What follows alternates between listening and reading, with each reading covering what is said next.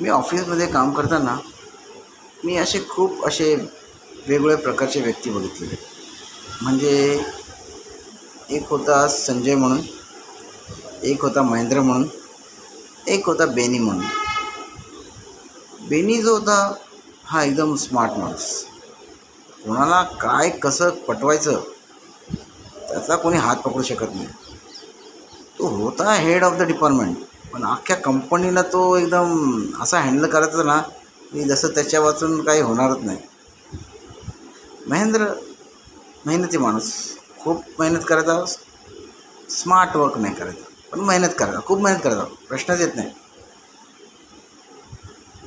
आणि संजय तो आपल्या बेभरोसा कारभार, तो उद्या येईल की नाही कामावर याची पण गॅरंटी नाही, असा माणूस होता संजय. तर अशा परिस्थितीत ऑफिसमध्ये आपण काय विषय मांडतो की बाबा बेनी महेंद्र हे तर एकदम हुरहुरणारी आहेत, त्यांच्यासाठी कंपनी खूप विचार करत असेल, आणि हा संजू म्हणजे काय, ह्याचा काही नेम नाही. तर ऑफिसमधलं वातावरण एवढं दूषित असतं की आपण अंदाज बांधला तरी त्या अंदाजाचा काहीही मागमूस लागत नाही की आपला अंदाज बरोबर आहे का चुकीचा आहे. झाले, वेळ आली त्याची, कोणाला काय प्रमोशन मिळालं आहे का, कोणाला इन्क्रिमेंट मिळालं आहे, झालं. सगळ्यांच्या ज्या उत्सुकता ज्या वाढल्या, सगळ्यांचे फॉर्म भरले गेले. बेनीचा, महेंद्रचा, संजयचा चांगले फॉर्म भरले. संजयचा तर नेहमीप्रमाणे त्याचा परफॉर्मन्स काय होता तो जगजाहीर होता, त्यामुळे त्याचा त्या हिशोबाने फॉर्म भरला गेला.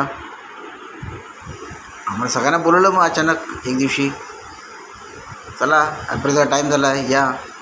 मी बोललो वा वा वा. आम्ही सगळ्या नजर ठेवून होतो, बेनी, महेंद्र.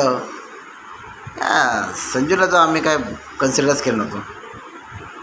आमचे मॅनेजर बोलले, बेनी, महेंद्र, तुमचं प्रमोशन झालेलं आहे, तुमचं चांगला पगारवाढ झालेला आहे, त्याबद्दल तुमचे कॉंग्रॅच्युलेशन. जसं आम्हाला एक्सपेक्ट होतं तसं झालं. नंतर संजूला बोलवलं. संजूला बोलले, संजू, आजपासून तू महेंद्र आणि बेनीला मार्गदर्शन करायचं, कसं काम करायचं ते. मी बोललो, हा काय अपोजिट झाला आहे, हे काय उलटंच उलटं.